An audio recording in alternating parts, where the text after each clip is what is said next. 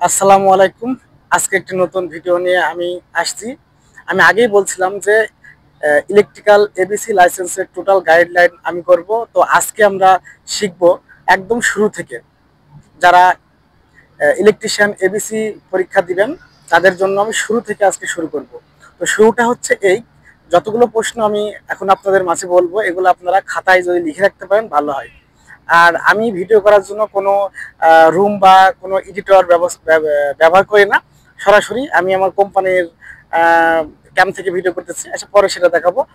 এখন হচ্ছে কথা হচ্ছে যে আমরা প্রথমে জানবো যে বিদ্যুৎ কাকে বলে। বিদ্যুৎ এমন এক প্রকার অদৃশ্য শক্তি যা দেখা যায় না, শুধুমাত্র গতি এবং শব্দ উৎপন্ন করে বাস্তব কাজ সমাধান করে। তাহলে আমরা বিদ্যুৎ কাকে বলে সেটা জানলাম।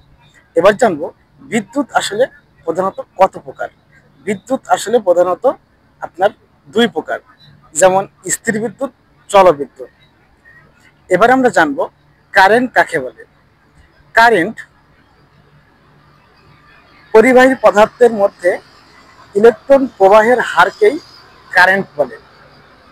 কারেন্ট দুই প্রকার, এসি কারেন্ট, ডিসি কারেন্ট। আমি সাবলীলভাবে এবং সুন্দরভাবে কথাগুলো বলার চেষ্টা করব, এবং হুবহু আপনারা অ্যান্সারগুলো খাতায় লিখে রাখলে আপনাদের অনেক উপকারে আসবে আমি মনে করি। তাহলে আমরা জানলাম বিদ্যুৎ কাকে বলে এবং কারেন্ট কাকে বলে।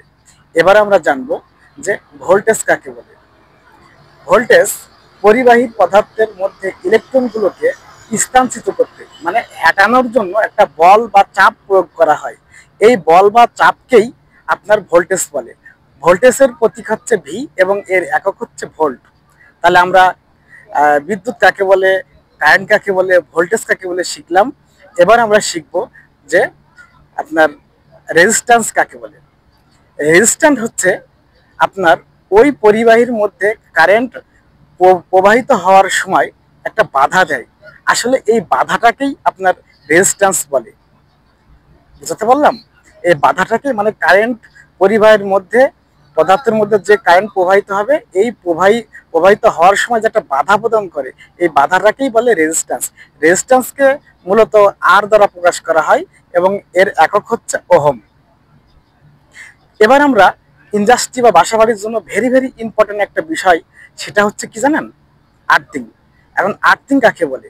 আর্থিং আর্থিং হচ্ছে এমন একটি জিনিস যা আপনার বৈদ্যুতিক ডিভাইসগুলোকে সুরক্ষা দেওয়ার জন্য এবং মানব দেহকে রক্ষা করার জন্য আমরা আর্থিং ব্যবহার করি। এই আর্থিং এর মান বাসা বাড়িতে 5 ওহম এবং ইন্ডাস্ট্রিতে মানে সাব স্টেশনে 1 ওহমের বেশি হওয়া উচিত নয়। এরপরে আমরা জানবো যে নিউট্রাল। এটা অত্যন্ত গুরুত্বপূর্ণ একটি কথা, যে নিউট্রাল আসলে কেন ব্যবহার করি এবং নিউট্রাল কাকে বলে। নিউট্রাল আসলে একটা সার্কিটকে সম্পূর্ণ করার জন্য ব্যবহার করা হয়, এবং নিউট্রালের মধ্য দিয়েই কারেন্ট প্রবাহিত হয়, এবং নিউট্রালের মধ্যে আপনার ভোল্টেজ থাকে না, খুবই সামান্য, যা মানব দেহের জন্য ক্ষতিকর নয়। এখন আমরা জানলাম কি, যে বিদ্যুৎ, কারেন্ট, ভোল্টেজ, রেজিস্ট্যান্স এবং আর্থিং এবং নিউট্রাল। এবং এখন আপনারা বলতে পারেন যে আসলে নিউট্রালে শক করে না কেন? আসলে নিউট্রালে আমরা জানি শক করার জন্য আমাদেরকে ভোল্টেজ বা চাপের দরকার হয়, সেটা আসলে মূলত এই নিউট্রালে থাকে না। এই জন্য একটি সার্কিট ক্লোজ হওয়ার জন্য আপনাদেরকে নিউট্রাল পথ দিতে হবে।